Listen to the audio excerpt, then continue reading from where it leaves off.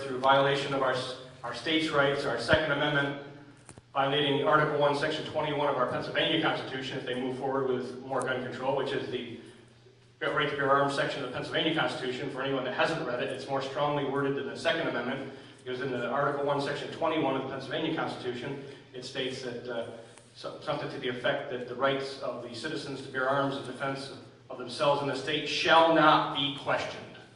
Shall not be questioned. It's very clear that we should not have our rights questioned.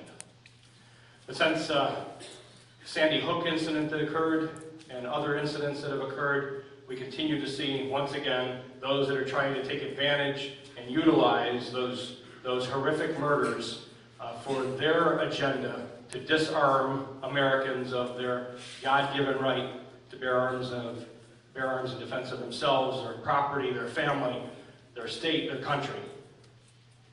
We, in Harrisburg, of course, we deal with the state level of the government, and as Garth had mentioned, originally we gave power to the USA.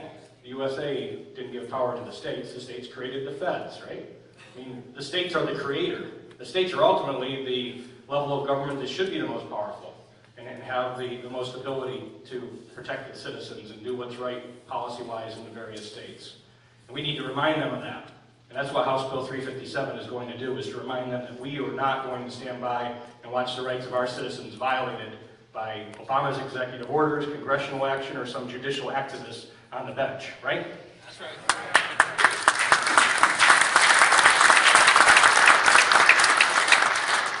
But at the state level of government, we see a lot of attacks coming from our colleagues that serve, and many of them are Democratic members out of Philadelphia, a few out of Pittsburgh, and then a few spattered around the state in various areas. But mostly it's the Philly Democrats that are usually after our Second Amendment, after Article 1, Section 1, trying to erode them. And when I first got to the legislature in 1998, one of the initiatives that they were pursuing to try and erode our Second Amendment was trying to file frivolous lawsuits against gun manufacturers and trying to use that as a backdoor attempt to reduce the availability of firearms. And I stood up on the floor during debate and I asked one of my colleagues from Philadelphia, a Philadelphia Democrat, if he'd actually read the Second Amendment to the U.S. Constitution in Article 1, Section 21 of the Pennsylvania Constitution. And his answer was no.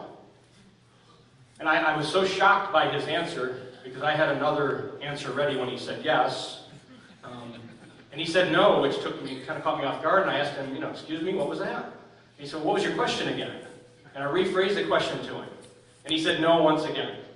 I mean, it's just shocking that somebody would swear to uphold and defend the Constitution of Pennsylvania, the Constitution of the USA, and not read it.